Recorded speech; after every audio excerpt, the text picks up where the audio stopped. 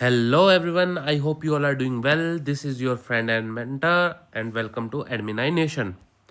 So last class तक हमने chapter 1 complete कर लिया था, सारे टॉपिक डिस्कस हो चुके थे। तो चैप्टर 2 शुरू करने से पहले एक ऑल टुगेदर डिफरेंट टॉपिक शुरू कर देते हैं, कुछ समझ लेते हैं चीज़ों के बारे में। एक्चुअली ये मेरे एक दोस्त और हमारे ही सब्सक्राइबर हैं संदीप, उनके द्वारा एक सजेशन दिया गया था या एडवाइस की गई थी कि यार कुछ ऐसा बनाओ कि मुझे पूरी टाइमलाइन समझ में आ जाए पब्लिक एडमिनिस्ट्रेशन की कि क्या क्या कैसे कैसे चीज़ें होती गई।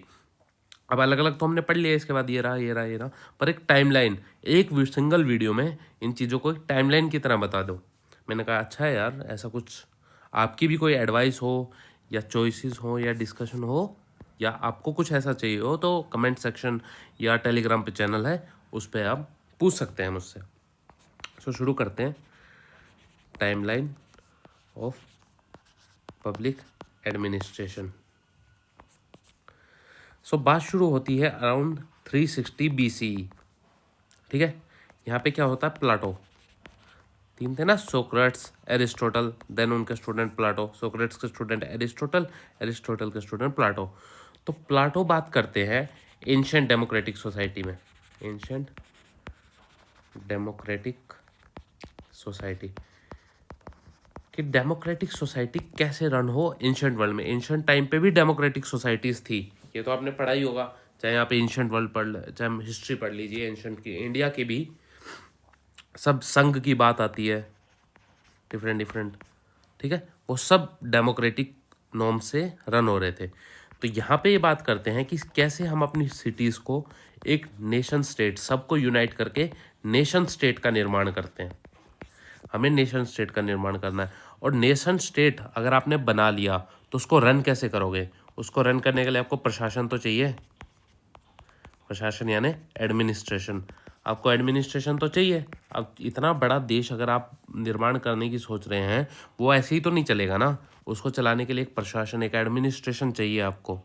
तो वहाँ से हमारा सब्जेक्ट शुरू होता है, वहाँ से एडमिनिस्ट्रेशन की बातें आती हैं कि लोक प्रशासन कैसे चलेगा, पब्लिक एडमिनिस्ट्रेशन कैसे होगा, कैसे पॉलिसीज़ डिसाइड होंगी इतने बड़े देश के लिए। अब यार आप इतना बड़ा देश बनाने की अगर बात कर रहे हो, आप सोचिए आप अपनी छोटी सी शॉप लेते हैं, मान लीजिए कपड़ों की ही शॉप है, क्लोथिंग की आपने शॉप ओपन की है, उसमें आपके पास 10 कस्टमर्स आते हैं पर आर 10 कस्टमर आपके साथ कपड़े देखने आते हैं। वहाँ पे आपने अपने पास कुछ लोग भी रखे होंगे, जो सर्विसेज पे एम्प्लॉयर्स भी रखे होंगे। वो एम्प्लॉयज़ किसी का काम होगा, वो जो 10 लोग आए हैं उनको पानी पूछना कि सर पानी, चाय, ये सब। किसी का काम होगा लाइट, पंखे, इन सब का हिसाब रखना। किसी का काम होगा बिलिंग देखना कि बिल हो रहा है, कपड़े दे, और किसी का काम होगा वहाँ जो लोग आए हैं उनको कपड़े दिखाना। अब डिफरेंट डिफरेंट लोग हैं, इन सबको अटेंड करना है। तो अब यार छोटो, इतनी छोटी सी शॉप में भी आपको सब मैनेज करने के लिए, सब हर चीज़ को एडमिनिस्टर करने के लिए एक पहले वेल प्लान स्ट्रक्चर चाहिए। तो इतना बड़ा नेशन किसी वेल प्लान स्ट्रक्चर, किसी वेल प्लान एडमिनिस्ट्रेशन के बिना तो रन नहीं हो सकता ना। तो यहाँ से बात होती है। ये तो खैर हो गया वेस्टर्न वर्ल्ड में, पर इंडिया में उससे पहले भी जैसे कौटिल्य है, या ड्यूरिंग रामायणा पीरियड या महाभारत पीरियड, राम राज्य की जिसे हम बात करते हैं, तो वहाँ पे एडमिनिस्ट्रेशन की तो हर जगह बात होती है, प्रशासन की हर जगह बात होती है, मौर्यन एडमिनिस्ट्रेशन की बात होती है। ठीक है, ये सब एडमिनिस्ट्रेशन ही चल रहा था ना। जैसे हम मौर्यन एडमिनिस्ट्रेशन अलग से पढ़ते हैं, उसके बाद अकबर का पढ़ते हैं, खैर वो तो रिसेंट टाइम का है। तो इन सब एडमिनिस्ट्रेशन, ये प्रशासन चल रहा है। क्यों? क्योंकि बड़े बड़े राज्य हैं इनके पास, और राज्य बिना प्रशासन, बिना एडमिनिस्ट्रेशन के तो चल नहीं पाएंगे। तो वहाँ तक एडमिनिस्ट्रेशन था, वहाँ तक पॉलिसीज़ बन रही थी। अब पॉलिसीज़ इम्प्लीमेंट कौन करेगा? उन इम्प्लीमेंटेशन करने के लिए प्रशासन की तो बात आती है। ठीक है, तो ये सब तो एंशिएंट टाइम का बात हो गई। और जो सबसे, अब जो मॉडर्न वर्ल्ड में सबसे पहले चीज़ आती है ना, वो ड्यूरिंग 1780s के एराज पे आती है। 1780s में पेपर आते हैं, फेडरलिस्ट पेपर, फेडरलिस्ट पेपर्स। ये बात कहाँ पे? यूएस में। यूएस में सबसे पहले बात होती है बैलेंस ऑफ पावर की, कि पावर का इक्वल डिवीज़न होना चाहिए। ठीक है, कि किसी एक सेंट्रल अथॉरिटी के पास सारी पावर ना दे दी जाए। क्यों? क्योंकि 1780 वो टाइम है जब कॉन्स्टिट्यूशन की डिमांड होती है यूनाइटेड स्टेट्स में कि कॉन्स्टिट्यूशन हमें बनाना चाहिए जिसके अधीन होकर सब चलेंगे। और यही फेडरलिस्ट पेपर्स की बात, इन सब चीज़ों के mention, balance of power, constitution, इस सब का बात 3 लोग करते हैं। एक तो थे अपने मेडिसन, दूसरे हैमिल्टन और तीसरे जे। पूरा नाम था जेम्स मेडिसन अलेक्जेंडर हैमिल्टन और जॉन जे। इन सब के तहत ये सब अपना फेडरलिस्ट पेपर रिवील करते हैं, रिलीज़ करते हैं, और यही लेटर फेज में जाके कॉन्स्टिट्यूशन बनने का कारण बनता है। ठीक है, अब यूएस में कॉन्स्टिट्यूशन बन चुका है, अब चीज़ें कॉन्स्टिट्यूशन के हिसाब से चल रही हैं। ठीक है, वहीं 1831 आते आते टोक्विली जो भी है, बहुत बड़ा नाम है वैसे तो इनका, 5-7 शब्दों का नाम है, अगर सर्च करना हो कर लेना। तो ये बात करते हैं, ये एक्चुअली फिलोसोफर है, फ्रेंच फिलोसोफर और डिप्लोमेट भी है, philosopher and diplomat, French diplomat. तो ये बात करते हैं, पहली बार सीपीए की बात होती है। क्यों? क्योंकि अब पहले तो सिर्फ यूरोप में एडमिनिस्ट्रेशन से चीज़ें चल रही थी, उनका खुद का अपना पेपर्स था, राजा के किंग चार्ल्स और इन सब के रूल्स पे, रूल बाय लॉ के हिसाब से चीज़ें चल रही थी। तो वही कंपैरेटिव पब्लिक एडमिनिस्ट्रेशन टोक्वेली बात करते हैं कि कैसे चीज़ें यूरोप में चल रही हैं, यूरोपियन पब्लिक एडमिनिस्ट्रेशन और यूनाइटेड स्टेट्स के पब्लिक एडमिनिस्ट्रेशन के बीच में। कोई तीसरा बंदा आके, डिप्लोमेट बाहर का, फ्रेंच डिप्लोमेट टोक्विले आके इन दो नेशंस के बीच में कि कैसे एडमिनिस्ट्रेशन में डिफरेंस है, इसकी बात करते हैं। पहली बार सीपीए की बात होती है। खैर ऑफिशियल टर्म अभी तक सीपीए नहीं आई है, पर हाँ पहली बार कहीं दो डिफरेंट नेशंस के एडमिनिस्ट्रेशन के बीच में एक डिस्टिंग्विशन कि कैसे ये अलग है, कैसे वो अलग है, कैसे यूरोपियन पब्लिक एडमिनिस्ट्रेशन में चीज़ें अलग तरीके से चल रही है और कैसे यूरोपियन पब्लिक यूएस के पब्लिक एडमिनिस्ट्रेशन में चीज़ें अलग तरीके से चल रही है, इसके बारे में बात होती है। वहीं अब आता है 1880s का टाइम पीरियड। बिस्मार्क काफ़ी एक प्रोमिनेंट फिगर निकल के आते हैं इस टाइम पे। वो जर्मन, ये तो अभी पब्लिक एडमिनिस्ट्रेशन शुरू नहीं हुआ है, अभी तक पब्लिक एडमिनिस्ट्रेशन की कोई बात नहीं है। ये बैकग्राउंड में जो चीज़ें हुई हैं ना पब्लिक एडमिनिस्ट्रेशन, अभी तक तो वुडरो विल्सन ने अपना पेपर भी नहीं निकाला है। वुडरो विल्सन का पेपर 1887 में निकलने वाला है, तो अभी तक तो वो भी नहीं आया है। तो उससे पहले कि अगर अब पब्लिक एडमिनिस्ट्रेशन में कुछ चीज़ें हुई हैं, एडमिनिस्ट्रेशन में कुछ फेर बदलाव हुए हैं, मैं उनकी बात कर रहा हूँ। ठीक है, तो अभी तक मेन टॉपिक शुरू नहीं हुआ है, ये तो सिर्फ एक बैकग्राउंड स्टोरी है, इस हिसाब से समझिए। क्या बिस्मार्क, जिन्होंने जर्मनी को इंटीग्रेट किया, तो जर्मनी जब ये अपना आइडियोलॉजी दे रहे थे ना, लेसिस फेयर इकोनॉमी और सोशलिज्म के अगेंस्ट में, तो बहुत से जर्मन जो राइटर्स थे वो इनसे इन्फ्लुएंस होते हैं, राइटर्स को ये इन्फ्लुएंस करते हैं। उसी में थे एक विलियम जी स्टोनर। ठीक है, तो वो एडवोकेट करते हैं लेसिस फेयर इकोनॉमी के लिए और सोशलिज्म का कंसेप्ट बिल्कुल नकारते हैं। वहीं जो कार्ल मार्क्स थे वो सोशलिज्म को फॉलो कर रहे हैं और यहीं ये against socialism, laces fair economy की बात करते हैं। तो यहाँ रिजीम चेंज हो रही है। जो पहले सोशलिज्म की ओर जाता हुआ दिख रहा था, कौन? जर्मनी, वो बिस्मार्क के आने से एक लेसिस फेयर इकोनॉमी की तरफ शिफ्ट होना, एक पैराडाइम वहाँ पे शिफ्ट आया था। खैर होल वर्ल्ड में शिफ्ट नहीं आया, वो सिर्फ जर्मनी की बात होती है तो दिखता है। ठीक है, अब 1880s और 90s का जो एरा है ना, वो बड़ा डिफरेंट सा है। जो अभी तक एकदम से चेंज नहीं आया था ना, वो ड्यूरिंग इस एरा में चेंज आने लग जाता है। अब क्या क्या चेंज आते हैं 1880s और 90s में? Urbanisation, population growth, rapid increase in industrialisation, technology advancement. जो अभी तक दुनिया ने टेक्नोलॉजी नहीं देखी थी ना, जिस रैपिड पेस पे एडवांसमेंट, जिस रैपिड पेस पे टेक्नोलॉजी चेंज हो रही थी, जिस रैपिड पेस पे वो एडवांस हो रही थी, वो आज तक लोगों ने नहीं देखी थी। पहली बार कुछ ऐसा चेंज हो रहा था, इतने ड्रास्टिक चेंज है। जैसे इसका अगर ग्राफ बनाए ना हम टेक्नोलॉजी का, तो टेक्नोलॉजी लेटर फेज आते आते ड्यूरिंग 1880s और 1900s तक भी देखोगे ना, इतने स्लो पेस से चेंज हो रही थी। उसके बाद जो टेक्नोलॉजी चेंज हुई है ना, वो एक्सपोनेंशियल ग्रोथ हुई है टेक्नोलॉजी में, टेक्नोलॉजी चेंज। इसी टाइम पे एआई भी आ गया, इसी टाइम पे टेलीकॉम सर्विसेज भी आ गई, इसी टाइम पे ई गवर्नेंस भी आ गई। सब चीज़ें हमारी जो जनरेशन है ना, जैसे हम जेनजीज बोलते हैं, जेनजीज भी नहीं, अपने अपने फादर की जनरेशन से पूछना आप, जेन वाई जेन एक्स, जो भी जेनजी टर्म आजकल देते हैं इनको, लेट ब्लूमर, खैर क्या क्या टर्म देते हैं वो तो जेनजी जाने, हम जेनजी नहीं है। आप में से कोई है तो बता देना क्या क्या टर्म थी। पर हाँ, अब अपने फादर से पूछना, उन्होंने वो टाइम पीरियड भी देखा है जब मोबाइल फ़ोन ही नहीं हुआ करते थे। ठीक है, कि एक लैंडलाइन लगा होता था, वो भी किसी किसी के घर पे लगा होता था। और आज का टाइम, उन्होंने वो टाइम भी देखा है जब हर किसी के पास लाखों के मोबाइल हैं, चलते हुए भी बात कर रहे हैं, फ़ोन में भी बात कर रहे हैं, ईयरफोन लगा के चलते हुए बात कर रहे हैं, मेट्रो बनती हुई देखी। मतलब उन्होंने बहुत एडवांसमेंट देखा है। तो आफ्टर 1990s का जो एरा था ना, या अपने दादा से पूछना अगर किसी के हों तो, उन्होंने एक बहुत रैपिड शिफ्ट देखा है। पहले के लोगों ने ना इतना रैपिड शिफ्ट नहीं देखा था। सोसाइटी अगर चेंज हो रही थी, बहुत स्लो पेस पे चेंज हो रही थी। कुछ बहुत धीरे धीरे अगर कुछ बदलाव आ रहा है तो आ रहा है, नहीं आ रहा है तो नहीं आ रहा है, धीरे धीरे चीज़ें चल रही हैं। पर इन जो लास्ट जो डिकेड गया है ना, 100-150 सालों का जो टाइम पीरियड गया है, उसमें अचानक से ही कार्स आ गई हैं, अचानक से ही न्यूक्लियर पावर की बात शुरू हो गई है, अचानक से ही सोलर पैनल, ये सब एकदम 100 साल की हिस्ट्री में ही ये सब चेंज हुआ है, जो टेक्नोलॉजी में एडवांसमेंट आई है। ठीक है, खैर ये तो इस टाइम पे टेक्नोलॉजी एडवांसमेंट शूट कर रही थी, बूम कर रही थी। और तीसरा क्लोजिंग ऑफ फ्रंटियर्स इस टाइम हो रहा था, क्लोजिंग ऑफ फ्रंटियर्स। खैर ये यूएस का कॉन्सेप्ट है, क्लोजिंग ऑफ फ्रंटियर्स। यूएस में क्या था ना कि एक लाइन थी, सेपरेट करती थी। एक साइड तो सेटल्ड लोग, वेस्ट में जो है वो अनसेटल्ड सिविलाइजेशन थी वेस्ट में, और जो ईस्टर्न था वो मोर सेटल्ड था। ज़्यादा जो लोग थे ना यूएस के, वो ईस्ट साइड पर रहा करते थे, वेस्ट कम सेटल्ड था। देखा होगा, इसमें अनसेटल्ड का मतलब था कि लेस देन 2 पीपल पर स्क्वायर किलोमीटर रह रहे हैं उस एरिया में, उसको अनसेटल्ड बोलता था। पर जैसे ही टेक्नोलॉजी एडवांसमेंट हुई, इंडस्ट्रियलाइजेशन हुई, पॉपुलेशन ग्रोथ हुई, ये अनसेटल्ड एरिया भी सेटल्ड होने लग गया।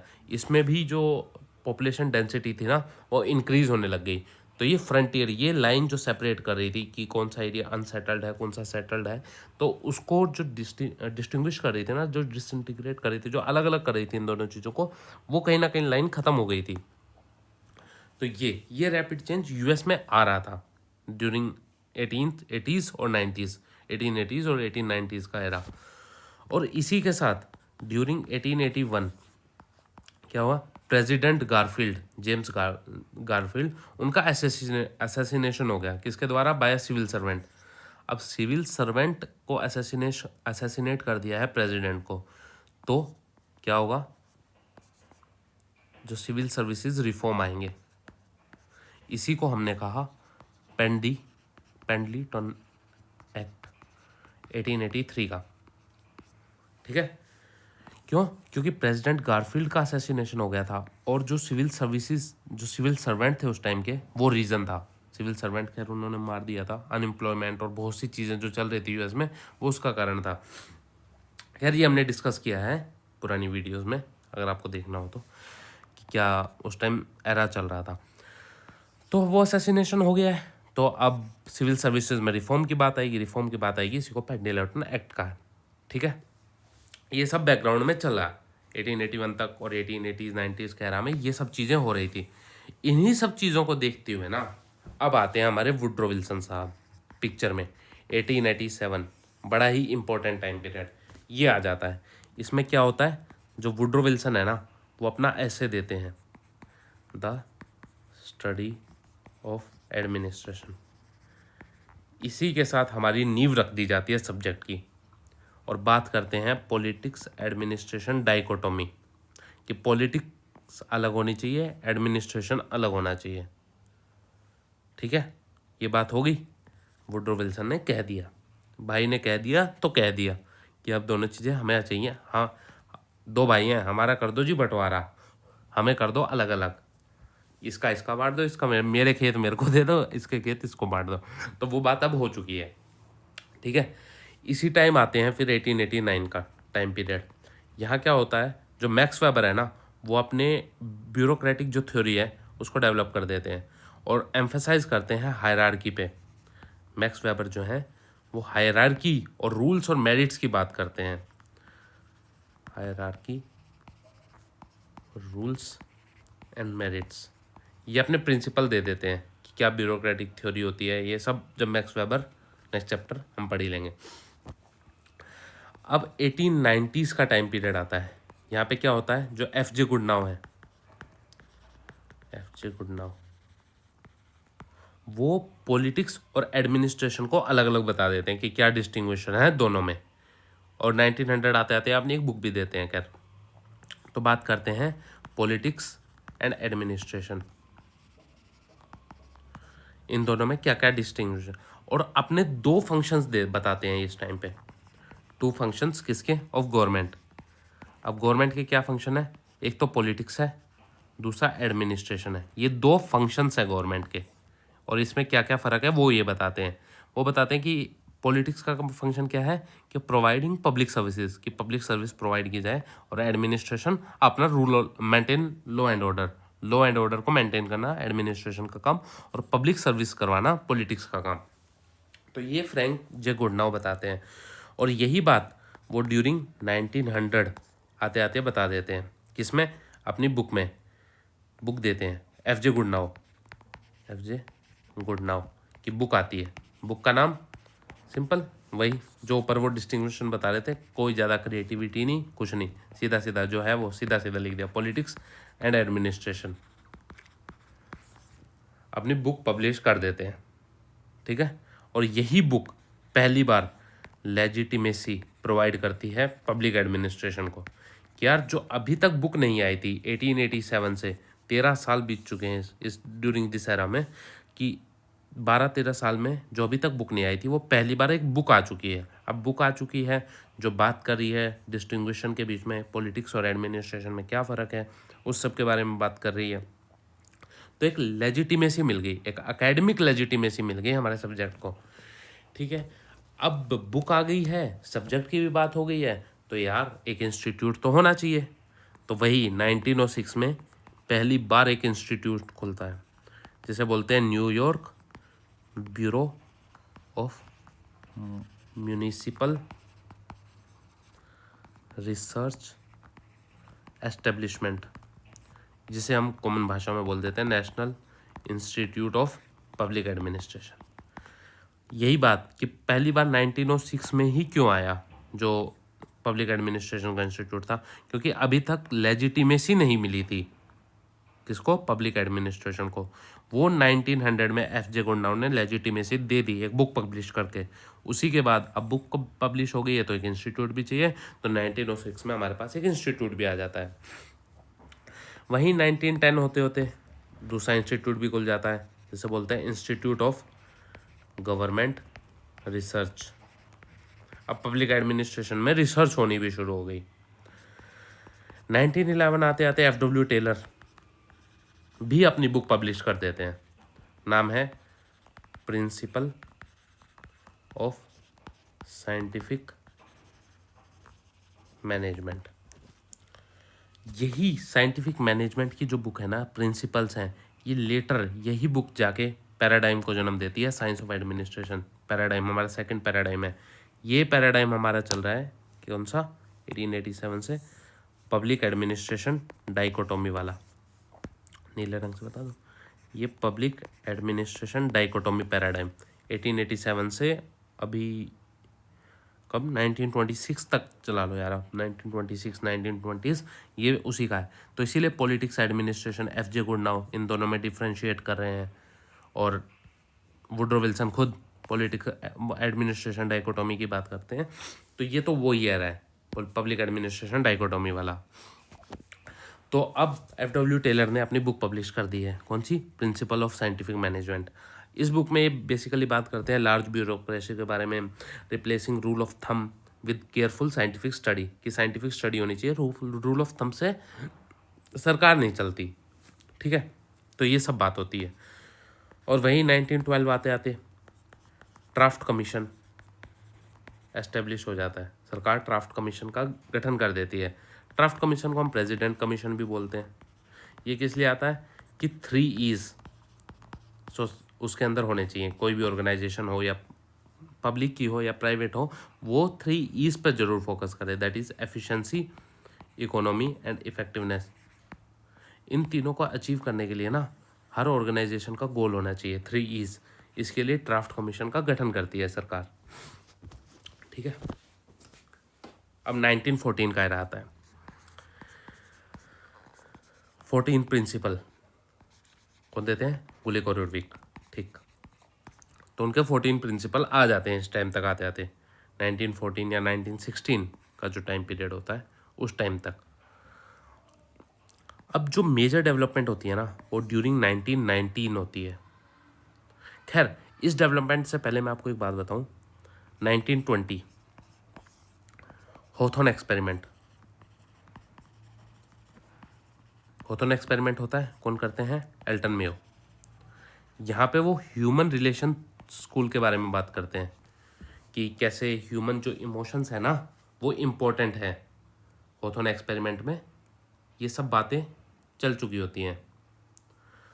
ये जो ह्यूमन रिलेशन है वो मोर इम्पोर्टेंट है। आप जो वर्कर्स हैं ना उनको सिर्फ कोगिन मशीन नहीं समझ सकते। उनकी भी कुछ इमोशंस हैं, उनके भी कुछ कंडीशंस हैं। वो वर्क प्लेस प्रोडक्टिविटी जब ही लाएंगे जब उनके सोशल साइकोलॉजिकल फैक्टर फुलफिल कर दिए जाएंगे और उनका एक पॉजिटिव रिलेशनशिप होगा किसके बीच में? जो वर्कर्स हैं उनका आपस में और उन वर्कर्स का मैनेजमेंट के साथ।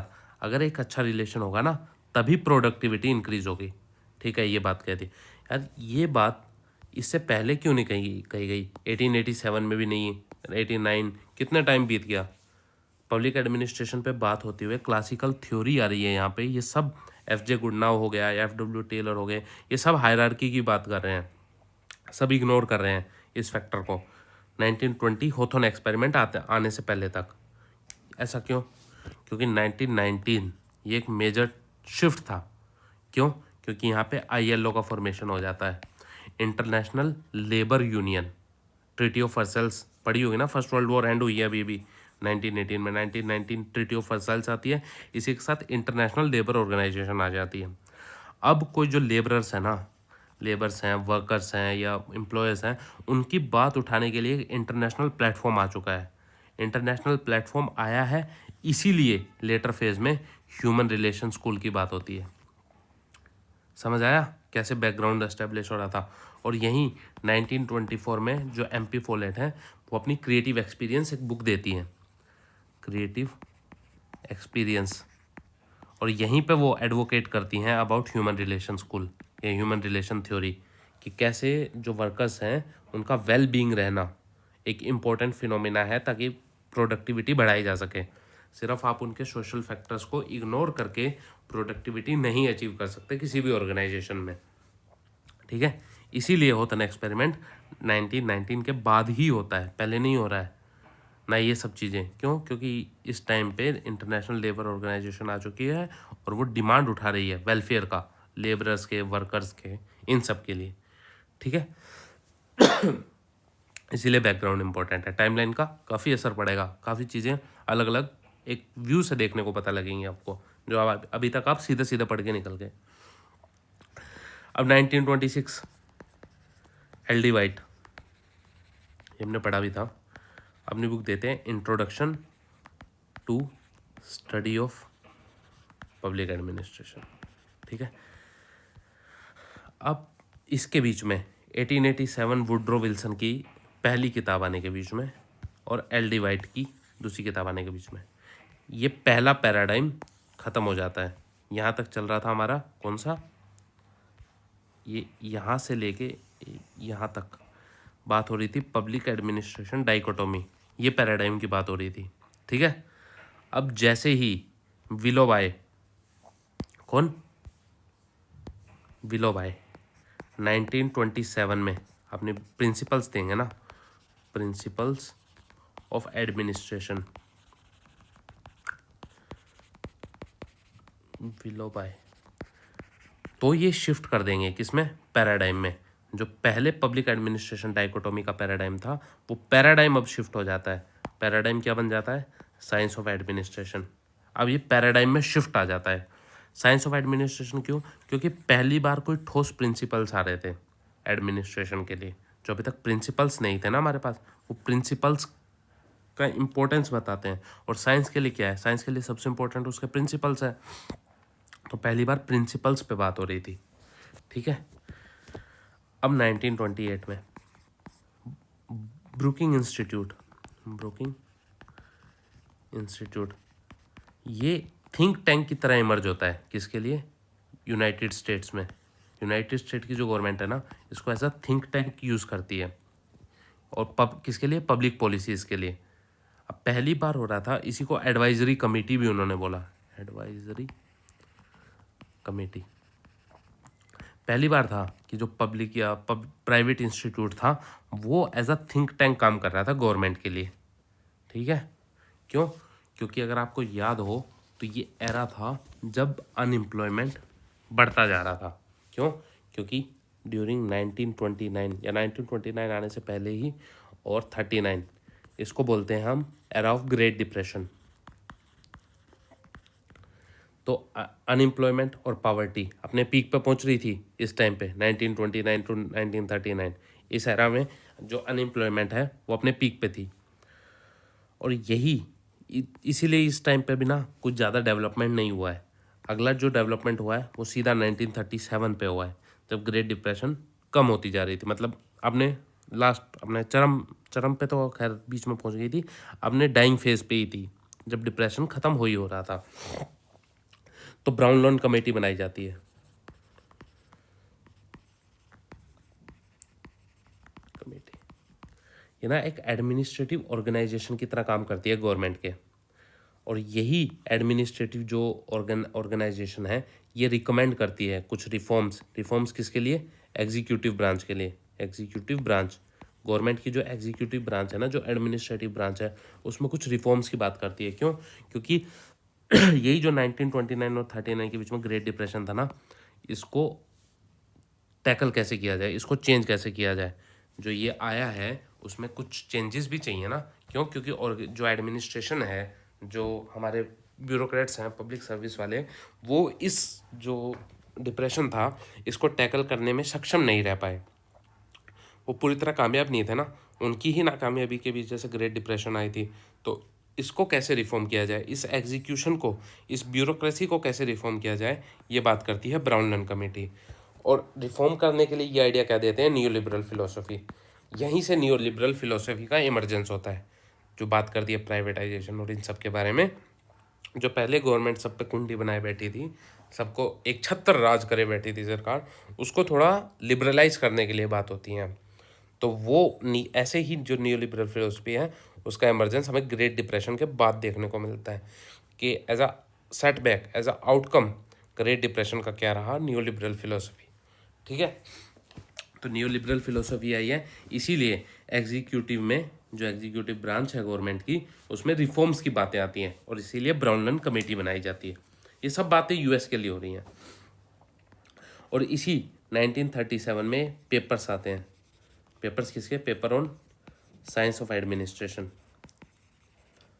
इसी टाइम साइंस ऑफ एडमिनिस्ट्रेशन पे पेपर गए क्योंकि एरा चल रहा है, पैराडाइम चल रहा है साइंस ऑफ एडमिनिस्ट्रेशन का। कौन देते हैं? गुलिक एंड ओरविक।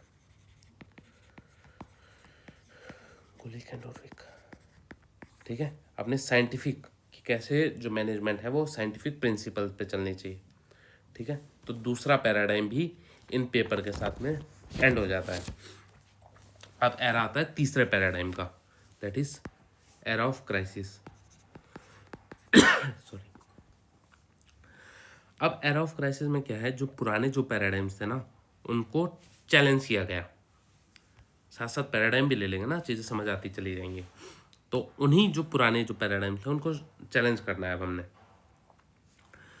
तो इसके लिए बनाई जाती है 1939 में एक बहुत important organisation, ASPA, American society of public administration, ठीक है। American society of public administration का निर्माण हो जाता है। क्यों? क्योंकि अभी साइंटिफिक कुछ प्रिंसिपल्स आए हैं, साइंटिफिक कुछ पेपर्स आए हैं, उन सबको स्टडी करने के लिए, उन सब पे अपना व्यू पॉइंट लगाने के लिए एक सोसाइटी, एक सारे जो पब्लिक एडमिनिस्ट्रेशन के खुद के थिंकर्स थे, वो एक साथ में अपनी एक सोसाइटी, एक फॉर्मलाइज ग्रुप फॉर्मेशन करते हैं, जिसको आस्पा का नाम दिया जाता है। ठीक है, और वही 1949 आते आते वेबर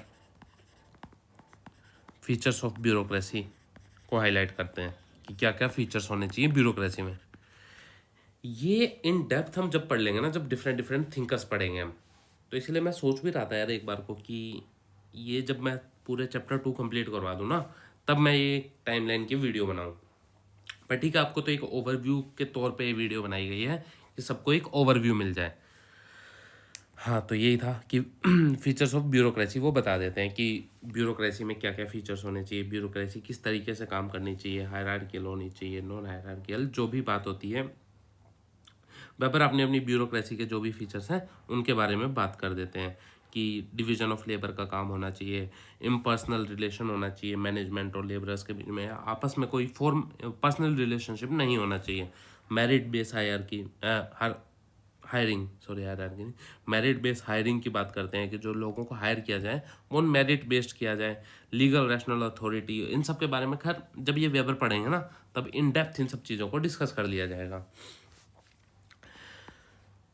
49 या 46 जो वेबर अपना प्रिंसिपल देते हैं वो 46 में देते हैं। और वहीं 1948 आते आते जो ड्वाइट वॉल्डो हैं वो अपनी बुक लिखते हैं द एडमिनिस्ट्रेटिव स्टेट। इसमें बात करते हैं ये पूरा नाम अ study of political theory of public administration. इस पॉलिटिकल थ्योरी को ना हाईलाइट कर लो। हाँ, अब ठीक है। अब इस बुक का बड़ा इंपॉर्टेंट नाम है the study of political theory of public administration. तो ये एक टर्म दे रहे हैं पॉलिटिकल थ्योरी, क्यों? क्योंकि यहाँ पे पैराडाइम शिफ्ट हो चुका है, नया पैराडाइम आने वाला है जिसको बोलते हैं क्राइसिस ऑफ आइडेंटिटी। अब थिंकर्स आपस में ही कंफ्यूज थे कि जो पब्लिक एडमिनिस्ट्रेशन है वो पॉलिटिकल साइंस ज़्यादा है या मैनेजमेंट साइंस की तरफ जा रहा है। ये सब ड्यूरिंग पैराडाइम्स पढ़ा था। तो इसकी झलक, ये क्राइसिस ऑफ आइडेंटिटी की झलक ड्वाइट वॉल्डो की इस बुक में भी देखने को मिल जाती है हमें, जहाँ वो पब्लिक एडमिनिस्ट्रेशन को पॉलिटिकल थ्योरी से कंपेयर करते हैं कि जो स्टडी है, जो पब्लिक एडमिनिस्ट्रेशन की स्टडी है, जो पब्लिक एडमिनिस्ट्रेशन है वो एज अ पॉलिटिकल साइंस का ही एक ऑर्गन है।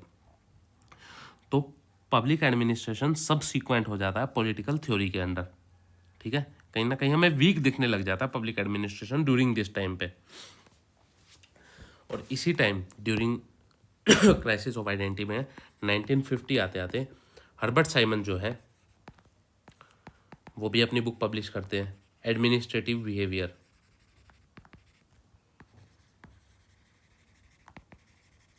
ठीक है, ये अपनी डिसीजन मेकिंग को कैसे लॉजिकल रैशनल रिलेशन होना चाहिए, डिसीजन मेकिंग होनी चाहिए, अब आपकी लॉजिकल होनी चाहिए, रैशनल होनी चाहिए, इस सब के बारे में Herbert Simon during this time बात करते हैं। और इसी टाइम पे ना सीपीए इमर्ज होता है। सीपीए इस टाइम पे फॉर्मली सीपीए इमर्ज होता है 1948 में। क्यों? क्योंकि आपको पता है 1946 आते आते वर्ल्ड वॉर 2 ख़त्म हो गई है। वर्ल्ड वॉर 2 ख़त्म हो गई है तो यूएन का इमरजेंस हो रहा है। यूएन आ रहा है तो डिफरेंट डिफरेंट जो कंट्रीज़ हैं वो आके यूएन की मेंबर बन रही हैं, आपस में साथ आके बैठ रही हैं। तो साथ आके बैठ रही हैं तो उनका एडमिनिस्ट्रेशन कैसे चलता है इसको इन डेप्थ समझा जा पा रहा है। एडमिनिस्ट्रेशन डिफरेंट कंट्रीज़ में कैसे चल रहा है उसकी एक बेटर अंडरस्टैंडिंग मिल रही है, लोगों को अंडरस्टैंडिंग मिल रही है तो कंपैरिजन हो रहा है। वही बात सीपीए में हो रही है। ठीक है, इसीलिए ड्यूरिंग दिस टाइम सीपीए का इमरजेंस होता है। इसी टाइम जो जेम गोज है ना वो कहते हैं कि जो थ्योरी ऑफ पब्लिक एडमिनिस्ट्रेशन है वो थ्योरी ऑफ पॉलिटिकल साइंस है। थ्योरी ऑफ पब्लिक एडमिनिस्ट्रेशन जो है वो थ्योरी ऑफ पॉलिटिकल साइंस ही है। जो पॉलिटिकल साइंसेस की थ्योरी है वही पब्लिक एडमिनिस्ट्रेशन में है। दिख रहा है जेम्स गोस की इस बात में भी आपको क्राइसिस ऑफ आइडेंटिटी के फिनोमिना दिख रहे हैं। क्यों? क्योंकि वो पॉलिटिकल साइंस के अंडर मान रहे हैं पब्लिक एडमिनिस्ट्रेशन को। तो ये सब ड्यूरिंग उस टाइम चलता जा रहा था। वहीं 1955 आते आते जो बर्नार्ड है वो पब्लिक थ्योरी भी अपनी दे देते हैं कोऑपरेशन और ऑर्गेनाइजेशनल फंक्शनिंग के बारे में। 1966 आते आते ड्वाइट वॉल्डो जो हैं 1960s में आते आते जो ड्वाइट वॉल्डो हैं लिवोल्डो,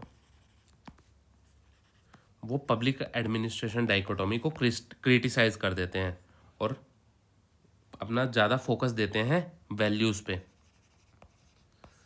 नॉर्मेटिव प्रिंसिपल्स को वो ज़्यादा वैल्यू देते हैं, तवज्जो देते हैं। ठीक है। 1964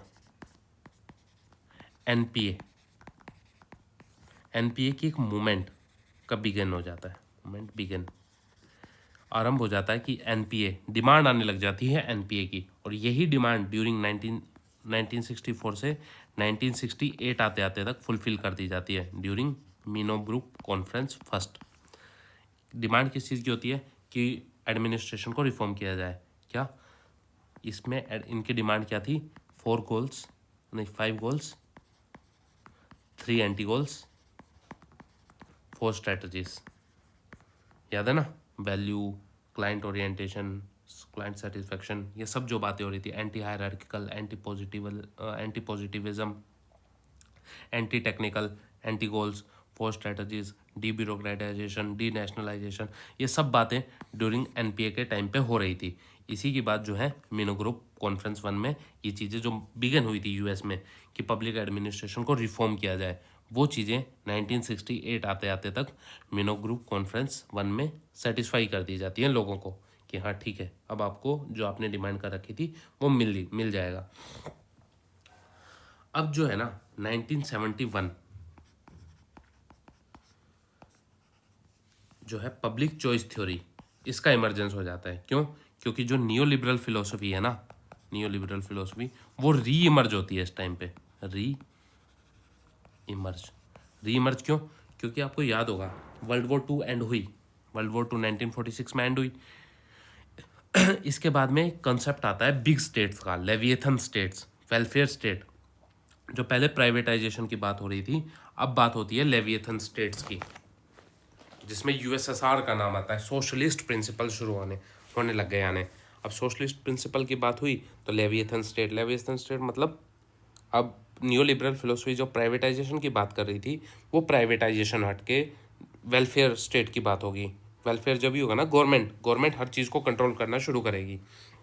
वो कंट्रोल इतना कर लेती है कि धीरे धीरे आते आते 1971 तक वो कंट्रोल कहीं ना कहीं छूटने लग जाता है।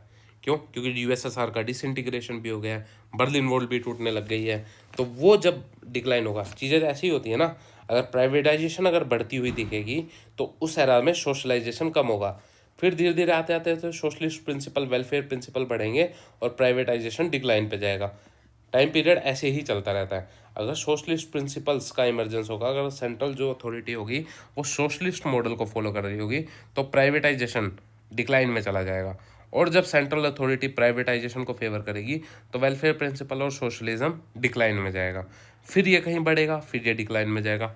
ग्राफ ऐसे ही चलता रहता है, ऊपर नीचे ऊपर नीचे ऊपर नीचे। ठीक है, तो वही, क्योंकि अब आते आते यूएसएसआर का इन्फ्लुएंस कम होने लग गया है, तो नियो लिबरल फिलोसफी, इसको ड्यूरिंग 1971 के एरा को री emergence of new liberal philosophy बोलते हैं।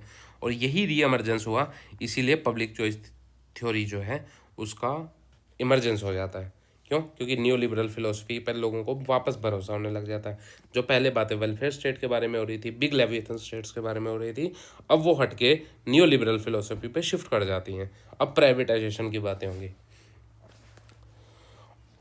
अब आता है 1975 का टाइम पीरियड। 1975 में क्या होता है ना कि इसको जो यूनाइटेड नेशन है ना, वो डिक्लेयर कर देता है एज अ वुमेन ईयर, जिसको वो बोलता है इंटरनेशनल वुमेन ईयर 1975 को। ठीक है, और इसी टाइम एक एजेंसी क्रिएट कर दी जाती है जिसको बोलते हैं UN development fund for women. ये एक स्पेशलाइज एजेंसी वुमेन के लिए क्रिएट कर देता है कौन? यूएन ने क्रिएट कर दी। और मार्च 8 को, इसी के बाद, इसी इंटरनेशनल वुमेन ईयर 1975 के बाद मार्च 8 को इंटरनेशनल वुमेन डे के तौर पे भी जाना जाता है। ठीक है, ये तो हो गई। तो इसी के कारण जो है ग्रोथ ऑफ फेमिनिज्म शुरू हो जाती है। फेमिनिज्म का इमरजेंस बोलते हैं इसको। समझ में आया कि ग्रोथ ऑफ फेमिनिज्म क्यों शुरू हुई? और इसी फेमिनिज्म ने पब्लिक एडमिनिस्ट्रेशन के पर्सपेक्टिव को फेमिनिस्ट पर्सपेक्टिव आना शुरू हो गया। जो पहले मेल डोमिनेटिव पर्सपेक्टिव आ रहा था, वही अब फेमिनिस्ट पर्सपेक्टिव दिखने शुरू हो गया। किसमें? पब्लिक एडमिनिस्ट्रेशन में। क्यों? क्योंकि यूएन ने इंटरनेशनल वुमेन ईयर डिक्लेयर कर दिया 1975 को। अब अगर यूएन कुछ डिक्लेयर कर रहा है, इतना बड़ा प्लेटफॉर्म, तो उसका असर पब्लिक एडमिनिस्ट्रेशन पे तो दिखेगा ही दिखेगा। तो वही असर यहाँ देखने को हमें मिलता है। ठीक है। और वही 1980s या 90s का टाइम पीरियड आप कह लीजिए, उसमें ओसबोर्न और गैबलर, ओसबोर्न एंड गैबलर अपनी एक रिपोर्ट पब्लिश करते हैं जिसको बोलते हैं री इन्वेंटिंग गवर्नमेंट। री इन्वेंटिंग गवर्नमेंट से इनका कहने का मतलब था कि जो गवर्नमेंट है ना, उसको स्टीयर करना चाहिए रादर देन रो।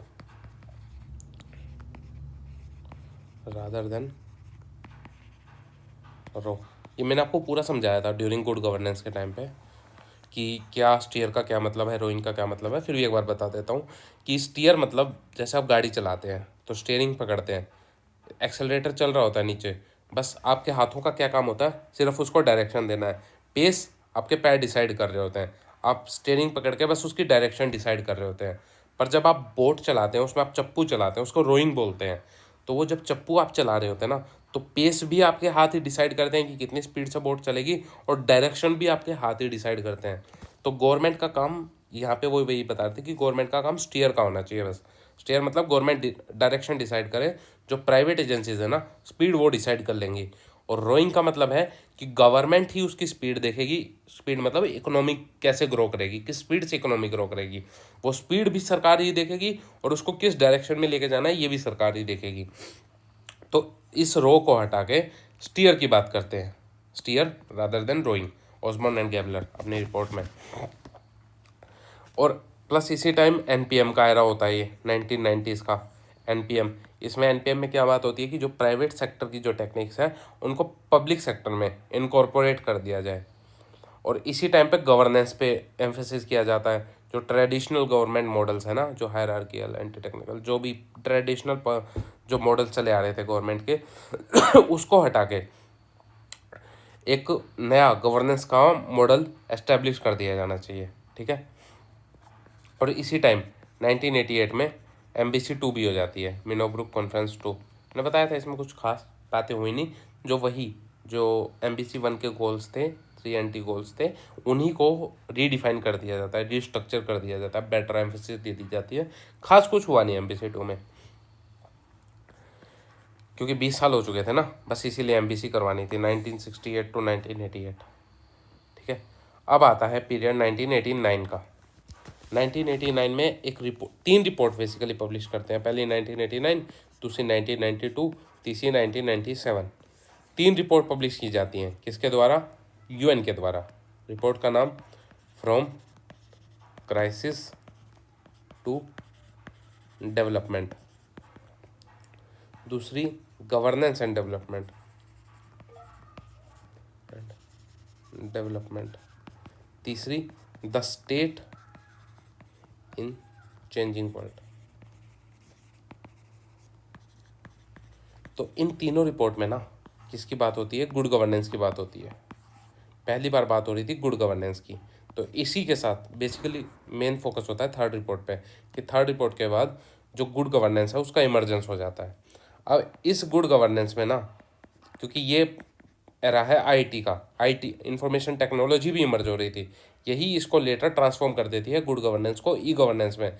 जब गुड गवर्नेंस के साथ आईटी इंफॉर्मेशन टेक्नोलॉजी मिल जाती है तो बात हो जाती है ई गवर्नेंस की। ई गवर्नेंस एक्सपेंड हो जाता है।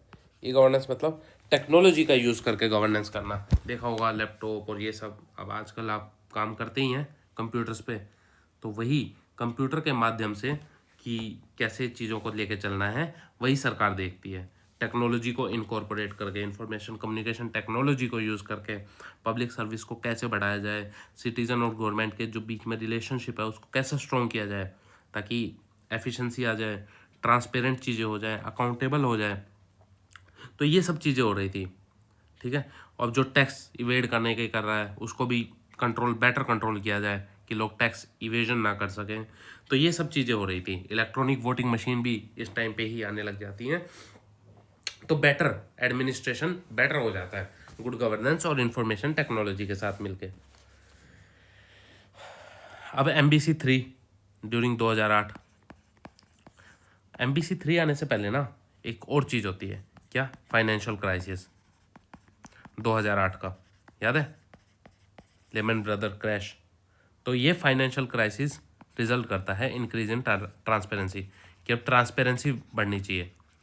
जो यहाँ 1975 कहाँ गया, ये रहा 1971, न्यू लिबरल फिलोसफी जो वापस रीइमर्ज हुई थी ना, जो प्राइवेटाइजेशन की बात कर रही थी, यहाँ पे UN प्राइवेटाइजेशन, यहाँ वापस NPM प्राइवेटाइजेशन, जो प्राइवेटाइजेशन धड़ल्ले से बिक रहा था ना, फुल इमरजेंस, फुल जोरों शोरों से प्राइवेटाइजेशन चल रहा था, वो सब आगे 2008 में क्रैश कर जाता है अचानक से। या 1991 में न्यू इकोनॉमिक पॉलिसी, ठीक है, इंडिया में थोप दी जाती है। खैर ये सब आते होते जो प्राइवेटाइजेशन इतने जोरों शोरों से चल रहा था, वो 2000 में आके एकदम सब क्रैश कर जाता है। इसीलिए बाद में बात होती है गवर्नेंस की। प्राइवेटाइजेशन हटाओ, वापस वेलफेयर कॉरपोरेट स्टेट लेके आओ। वेलफेयर कॉरपोरेट बताया था ना मैंने। यहाँ पहले बात हो रही थी, यहाँ 1971 से पहले बात हो रही थी कॉरपोरेट स्टेट की, वेलफेयर की स्टेट की। सॉरी, 1971 से पहले किसकी बात हो रही थी? वेलफेयर स्टेट की। वापस नियो लिबरल फिलोसफी रीइमर्ज होती है, तो वापस किसकी बात होती है? कॉरपोरेट स्टेट की, प्राइवेटाइजेशन की, जो कॉरपोरेट स्टेट है। अब वो 2008 में आते आते वो कॉरपोरेट स्टेट जो है उसकी भी धज्जियाँ उड़ जाती हैं। क्यों? क्योंकि फाइनेंशियल क्राइसिस हो जाती है, प्राइवेट एजेंसीज खुद कुछ नहीं देख सकती। तो बात होती है अब वेलफेयर कॉरपोरेट स्टेट की, कि वेलफेयर कॉरपोरेट स्टेट मतलब दोनों का एक मिक्सचर चलना चाहिए, सरकार भी साथ में चले और कॉरपोरेट भी साथ में चले, तभी देश का विकास हो सकता है। तो वेलफेयर कॉरपोरेट स्टेट जो करंटली मॉडल फॉलो किए जाते हैं गवर्नमेंट के द्वारा, वो आता है इमरजेंस में, ठीक है। और यही फाइनेंशियल क्राइसिस रिजल्ट करती है MBC 3 में। तो यही इसीलिए MBC 3 के जो गोल हैं वो है ट्रांसपेरेंसी, बेटर एफिशिएंसी, इन सब के बारे में MBC 3 बात करता है। ये NPM हमने सारा पढ़ा है, ठीक है। तो अब आ जाता है 2010। तो डिजिटल गवर्नमेंट सर्विसेज का इमरजेंस होता है, open data movement, open data movement emergence हो जाता है 2010 आते आते। इसको टाइम पीरियड कहते हैं कि ये ओपन डाटा मूवमेंट का टाइम है। ओपन डाटा मतलब कि डाटा को जो है ओपन कर दिया जाना चाहिए ग्लोबल प्लेटफॉर्म पे, कि डाटा सबके लिए फ्रीली अवेलेबल हो, सब उसको एक्सेस कर सकें, शेयर कर सकें डाटा को विदाउट एनी रेस्ट्रिक्शन। ट्रांसपेरेंसी होनी चाहिए चीज़ों में, इनोवेशन जो है वो बटना चाहिए, मतलब हर सिटीज़न के पास उसके जो इनोवेटिव आइडिया हैं वो उनको शेयर कर सकें। गवर्नमेंट की अकाउंटेबिलिटी बढ़नी चाहिए, फिर सिटीज़न जो एग्रीमेंट है, एंगेजमेंट है चीज़ों में, वो ज़्यादा हमें दिखना चाहिए, ठीक है। तो इसीलिए ओपन डाटा मूवमेंट का इमरजेंस होता है। तो ये नए चैलेंजेस लेके आता है खैर एडमिनिस्ट्रेशन के लिए। ये ड्रास्टिक चेंजेस आते हैं एडमिनिस्ट्रेशन में, कि अब जो अगर डाटा ओपन है सबके लिए तो लोग उसको किस तरीके से यूटिलाइज करेंगे, तो वो एडमिनिस्ट्रेशन को कुछ चेंजेस लेके आने पड़ते हैं। अब आ जाता है 2015 का टाइम पीरियड। तो यूनाइटेड नेशन जो है उसमें sustainable development goal, millennial development goal हटा के सस्टेनेबल डेवलपमेंट गोल का फिनोमेना आ जाता है। और इसी टाइम यही सस्टेनेबल डेवलपमेंट गोल के साथ ये सस्टेनेबल डेवलपमेंट गोल इनकॉर्पोरेट होते हैं, कि क्या क्या गोल एडमिनिस्ट्रेशन को अचीव करने चाहिए। यही 17 गोल हैं। तो एडमिनिस्ट्रेशन की जिम्मेदारी है कि उन 17 गोलों को अचीव किया जाना चाहिए, नया टारगेट मिल जाता है एडमिनिस्ट्रेशन को। इसी के साथ जो है वो स्मार्ट गवर्नेंस का राइज होता है।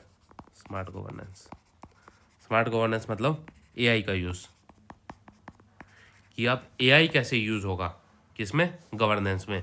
AI मतलब डाटा खुद से कलेक्ट करके डाटा को कैसे कंपाइल करना है, कैसे सब चीज़ें हो और इस टाइम पे होंगी, मैनेजमेंट कैसे देखा जाएगा, कॉस्ट, अगर अब आप AI का यूज़ कर लेंगे तो कॉस्ट रिड्यूस हो जाएगी। क्यों? क्योंकि पहले जो लोग काम कर रहे थे वो आप AI में इनकॉर्पोरेट करेंगे और AI आपको फटाफट करके दे देगा। डिसीजन मेकिंग बेटर हो सकती है, रिपोर्ट्स आपको बनाई जा सकती हैं, एफिशिएंसी और प्रोडक्टिविटी बढ़ेगी, डाटा ड्रिवन डिसीजंस होंगे, ऑप्टिमाइज ऑपरेशन होगा। तो ये सब बातें ना, असिस्टेंस आपको एक बेटर असिस्टेंट मिल जाएगा गवर्नेंस के लिए। तो ये सब बातें ड्यूरिंग स्मार्ट गवर्नेंस होती हैं, कि अब गवर्नेंस जो है वो स्मार्ट होनी चाहिए, वो एआई का यूज़ करके गवर्नेंस होनी चाहिए। ये आईटी गवर्नेंस जो ई गवर्नेंस थी वो फिर शिफ्ट हो जाती है। अब एरा आ गया है, पहले जहाँ बात हो रही थी गुड गवर्नेंस की ड्यूरिंग 1990s 1980s, जहाँ बात होती है गुड गवर्नेंस की, वहाँ 2000 आते आते ई गवर्नेंस की बात हो जाती है, जब उसको आईटी के साथ इनकॉर्पोरेट कर दिया जाता है। अब एरा है एआई का ज़माना है। अब बात होती है स्मार्ट गवर्नेंस की, पहले गुड गवर्नेंस, फिर ई गवर्नेंस, फिर स्मार्ट गवर्नेंस, ऐसे गवर्नेंस का पैराडाइम चेंज हुआ है। जो सीधी बात निकोलस हेनरी सिर्फ गुड गवर्नेंस पे कह के रुक जाते हैं ना, उसके बाद भी शिफ्ट आए हैं। क्यों? क्योंकि आईटी के साथ इनकॉर्पोरेट हुआ है तो ई गवर्नेंस आ गया। अब आज के टाइम पे जो एरा है, कि करंट का टॉपिक है कि कैसे गवर्नेंस चेंज हुआ है, तो ऐसे ही चेंज हुआ है कि आईटी के साथ मिला तो ई गवर्नेंस हो गया, एआई के साथ मिला तो वो एरा ऑफ स्मार्ट गवर्नेंस आ गया, राइज ऑफ स्मार्ट गवर्नेंस। ठीक है, अब एरा आता है 2020 का लास्ट। क्यों? क्योंकि इसमें आ जाता है कोविड 19 हर किसी को परेशान किया होगा, आप भी परेशान होएगा। तो ये एक क्राइसिस मैनेजमेंट को हाईलाइट कर देता है, और रेजिलियंस पब्लिक एडमिनिस्ट्रेशन की क्या क्या दिक्कतें हैं, एडमिनिस्ट्रेशन में क्या क्या ड्रॉबैक्स हैं, उन सबको कोविड 19 हाईलाइट कर देता है। ड्रॉबैक क्या थे? Planning, lack of planning, administration planning lack करता है, उसके पास कोई प्लानिंग का फिनोमेना नहीं है। दूसरा, कोऑर्डिनेशन नहीं है, कोऑर्डिनेशन एंड कम्युनिकेशन फेलियर्स को हाईलाइट कर दिया जाता है। क्यों? क्योंकि सेंट्रल, स्टेट और लोकल एजेंसीज के बीच में कोई कोऑर्डिनेशन आपको देखने को नहीं मिला ड्यूरिंग कोविड पैंडेमिक। वहाँ पे सेंट्रल लॉकडाउन लगा रहा है, स्टेट कुछ कर नहीं रही, स्टेट को बस फोर्स यूज़ करना आ रहा है। खैर वो प्यूनिटिव मेजर्स। अब आपने देखा था, लोग अगर बाहर निकल रहे हैं, यार घर पे बैठे बैठे लोग बाहर निकल रहे हैं, आपको उन्हें प्यार से समझाना चाहिए। ठीक है, प्यार से समझाई जाती हैं चीज़ें। ये मतलब थोड़ी है कि लोग बाहर निकल रहे हैं, पुलिस वाले उनके पीछे डंडा लेकर भटक रहे हैं कि जो भी बाहर निकलेगा कूट देंगे उसको। ये कोई तरीका नहीं होता है एडमिनिस्ट्रेशन का। तो एडमिनिस्ट्रेशन का ये फेलियर है कि एडमिनिस्ट्रेशन आज भी कैरेट एंड स्टिक की पॉलिसी पे चलता है। उसे ये सब नहीं करना चाहिए यार, लोग समझदार नहीं हैं, लोगों को नहीं पता कि क्या पैंडेमिक है, क्या डिफ़िकल्टीज आ रही हैं। एडमिनिस्ट्रेशन को उन्हें समझाना चाहिए। उसका ये मतलब थोड़ी है एडमिनिस्ट्रेशन उनके पीछे लठ लेकर पड़ जाएगा। तो ये भी एक ड्रॉबैक उसका हाईलाइट हुआ कोविड। और लैक ऑफ डाटा इन्फॉर्मेशन, कि अभी भी हमारे पास डाटा की कमी है कि कौन लोग कैसे घायल हो रहे हैं, कि कितनों को वैक्सीन मिली। तो ये सब चीज़ें ड्यूरिंग कोविड 19 पेंडेमिक हाईलाइट हो गई थी कि एडमिनिस्ट्रेशन के क्या क्या फेलियर्स हैं। तो बस यही करंट का एरा था। तो यही सब चीज़ें थी, यही एक टाइमलाइन थी। बाकी इसकी पीडीएफ मैं शेयर कर दूंगा, एक कंप्लीट पीडीएफ बना के अच्छे तरीके से, वो ग्रुप पे, जो एडमिनाइजेशन का ग्रुप है। आप उसको चैनल के डिस्क्रिप्शन बॉक्स में, अगर आप डिस्क्रिप्शन बॉक्स खोलेंगे, ओपन करेंगे ना, वहाँ पे आपको चैनल का लिंक मिल जाएगा, उससे आप ज्वाइन कर लीजिएगा। वहाँ पे इसकी पूरी पीडीएफ प्रोवाइड करवा दी जाएगी। Okay, thank you and have a nice day.